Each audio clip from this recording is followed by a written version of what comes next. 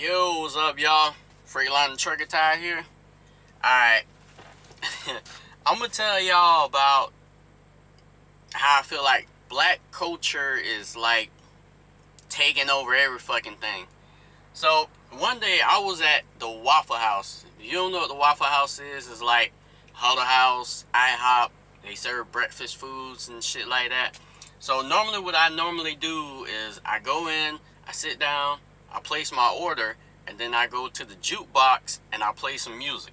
So it's just the co-workers in there, white people, and one customer and her son, white woman, white son, about maybe 8 years old.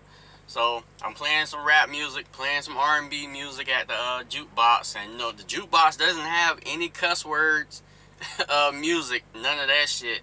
So as I'm standing there picking music and shit, the waitress comes up to me and she tells me that the woman over there wanted her to change the music because she thought the restaurant was playing the music, but it was me. So the woman told her that it was me at the jukebox changing it, and that if she wanted to hear something else, she would have to get up and put music in the jukebox. So the woman didn't like that shit. She got up and left, and I actually watched her leave and didn't even think about the shit.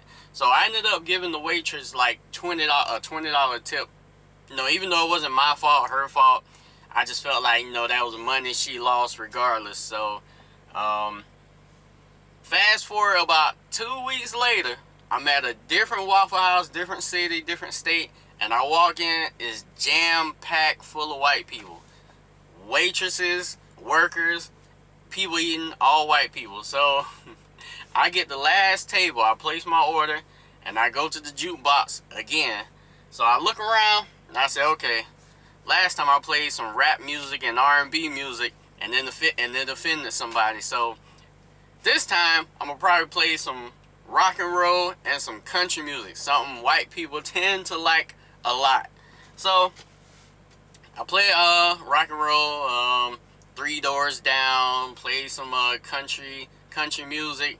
Red Solo Cup, it fills you up, let's have a party. No, shit like that. I go sit down, and as I'm waiting for my food, by the time the second song played, two white guys approached me, probably in their late 30s, and they said, "Hey buddy, you play that song?" I said, "Yep." They said, "Well, we thought you was gonna play some rap music. That's what we really wanted to hear." And I was thinking to myself, that y'all really wanted to hear some rap music? And I said, okay, alright, I'll play some rap music. So I go up to the jukebox, and I'm thinking about it because right after they said that, you know, because they thought I was going to play some rap music when they saw me go to the jukebox, I was like, hold up, they just stereotyped me. They thought that since I was black, I was going to play some motherfucking rap music, which I was because I'm black. I mean, but they thought I was going to do it. But then I thought about it, I was like, hold up. I stereotyped them thinking that they wanted to hear some rock and roll and some country music because they're white. I'm like, shit, I'm no better than them. Fuck it. Alright. I guess we're all bad guys here. So, I played the music. They got happy as hell.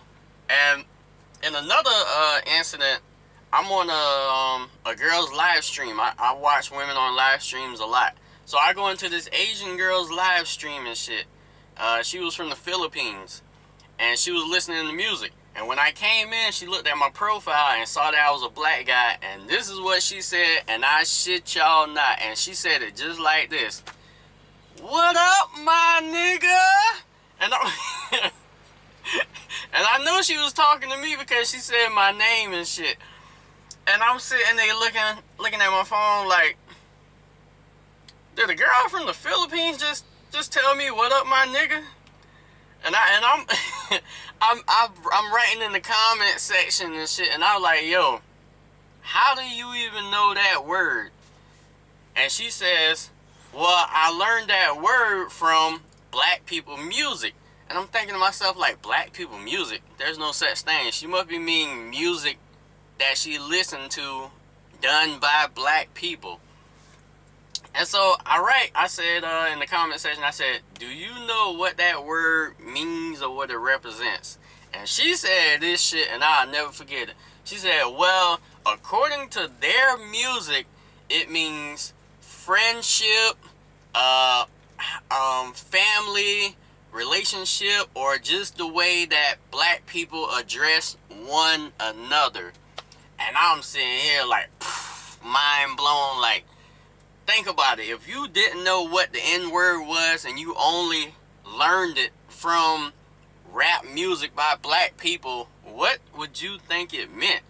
And it was like, racism didn't even come to her mind, which, me personally, I'm against the N-word. I try not to say it a whole lot, especially on doing streaming and shit like that. I'll say it for storytelling wise of shit, but it was like, yo, she was right. You know, the black people, technically black people could have ended the N-word a long time ago, but they love that fucking word.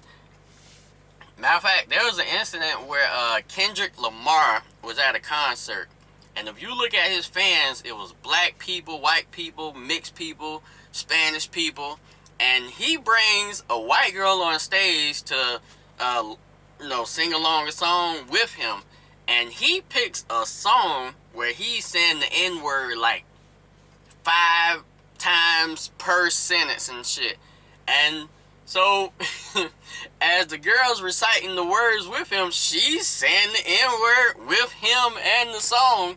And he's like, yo, cut the music. No, you can't be saying that, yada, yada, yada. And the crowd was calling her a racist and shit. And I'm like, yo, she's not a fucking racist. She's a dedicated fan. She's a dedicated fan. She loved Kendrick Lamar and his music so much that she was willing to say the N-word with him on stage.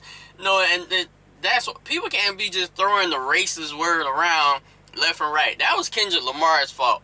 He picked the song where he said all these N-words, knowing that his crowd, his fans, is a mixed batch. If anything, he should have been bleeping out the N-words and not even played that song. And we just lived in a fucked up society where shit is almost ass backwards. But moral of the story is, yo, stereotypes ain't going nowhere.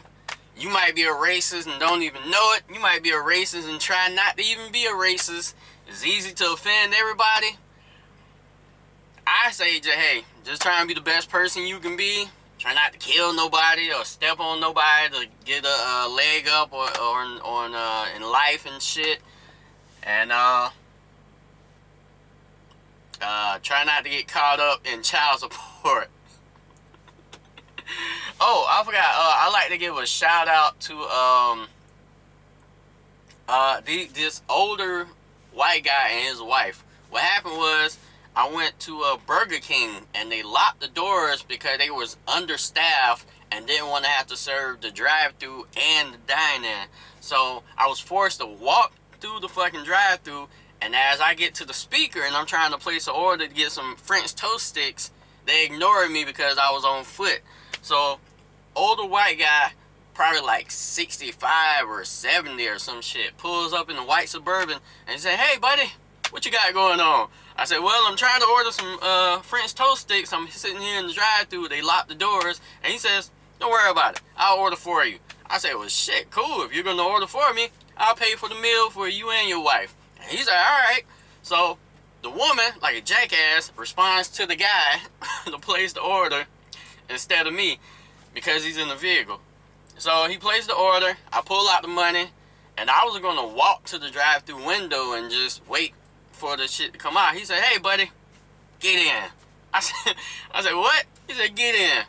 I said, "All right." So I get in, and we're having a conversation and shit, and I tell him I'm a truck driver, and he says, "What? You're a truck driver?" I said, "Yeah." He said, "Take your money back." He takes the $20 bill and hands it back to me. He said, "Your money's no good here." And I was like, what the hell's going on?